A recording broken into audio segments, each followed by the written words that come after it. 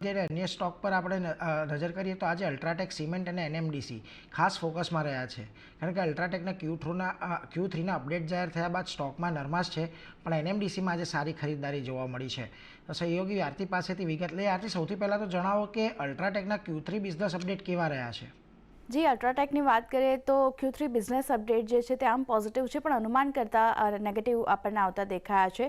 Q3 FY24માં cells volume જે છે 5% વધ્યો છે અને 26.06 million ton per year on year ધોરણે રહેતો દેખાયો છે. અને સેલ્સ વોલ્યુમની વાત કરી લઈએ તો ત્યાં પણ આપણને 2%નો વધારો જોવા મળ્યો છે અને 26.06 મિલિયન ટન પર આપણને રહેતું દેખાયું છે. અનુમાન કરતાં નબળા વોલ્યુમ આપણને આવતા દેખાયા છે. તેનું કારણ જોઈ લઈએ તો તહેવારના કારણે મજૂરીની ઉપલબ્ધતા જે છે તે આપણને ઓછી થતી દેખાય છે.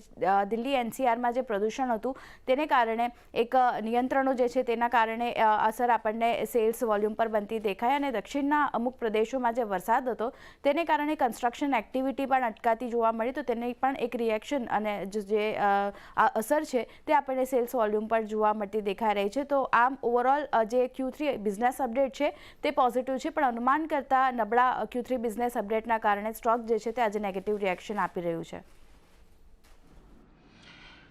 અને આરતી, એનએમડીસીમાં શું કારણો છે કે આજે અહીંયા આપણને તેજી જોવા મળી રહી છે? એનએમડીસીની વાત કરી લઈએ તો અહીંયા કંપની માટે જે સમાચાર બનતા દેખાયા છે, લમ્પ ઓર અને ફાઇન્સના ભાવ કંપની તરફથી વધારવામાં આવ્યા છે, તેને કારણે સ્ટોક આજે પોઝિટિવ રિએક્શન આપી રહ્યું છે. લમ્પ ઓરના ભાવ 200 રૂપિયાથી વધારી 5,600 પ્રતિ ટન કંપની તરફથી કરવામાં આવ્યા છે અને ફાઇન્સની વાત કરી લઈએ તો અહીંયા 250 રૂપિયાના ભાવ વધારો કરવામાં આવ્યો છે અને હવે ફાઇન્સની કિંમત જે છે તે 4,910 પ્રતિ ટન કરવામાં આવી છે અને આજથી આ ભાવ વધારો જે છે તે લાગુ કરવામાં આવ્યો છે. ઓગસ્ટ 2023થી ભાવ વધારો એનએમડીસીમાં આપણે જોઈએ તો લમ્પ ઓરના જે કિંમત છે તે 950 રૂપિયા પ્રતિ ટનમાં વધારો કરવામાં આવ્યો છે અને ફાઇન્સની કિંમતમાં 1,000 રૂપિયા પ્રતિ ટનનો વધારો કરવામાં આવ્યો છે. સાથે જ ભાવ વધારાનું મુખ્ય કારણ કંપની તરફથી જે આવતું દેખાઈ રહ્યું છે તે એમ બનતું દેખાઈ રહ્યું છે કે ગ્લોબલ આયર્ન ઓરના ભાવ વધી રહ્યા છે. સાથે જ Q4ની વાત કરીએ તો તેમાં સ્ટીલની માંગ ખાસ કરીને વધવાની આશા બનતી દેખાઈ રહી છે.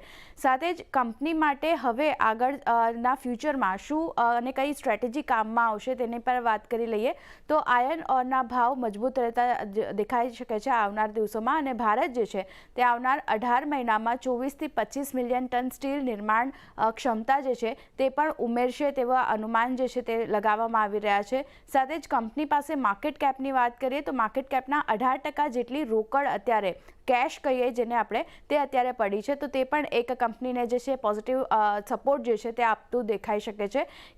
કેપેસિટી એક્સપાન્શનની આપણે વાત કરી લઈએ કંપનીનો શું પ્લાન છે તેના માટે, તો નાણાકીય વર્ષ 2025 સુધી 67 મેટ્રિક ટન જે પ્લાન છે એક્સપાન્શનનો તે રાખી રહ્યા છે અને નાણાકીય વર્ષ 2030 સુધી 30 મેટ્રિક ટનનો જે એક્સપાન્શન પ્લાન છે તે કંપની તરફથી રજૂ કરવામાં આવ્યો છે. તો એક મજબૂત એક્સપાન્શન પ્લાન અને આજે ભાવ વધારો કરવામાં આવ્યો છે જે આજથી લાગુ થઈ રહ્યો છે, તેને કારણે એનએમડીસી આજે પોઝિટિવ રિએક્શન આપી રહ્યું છે.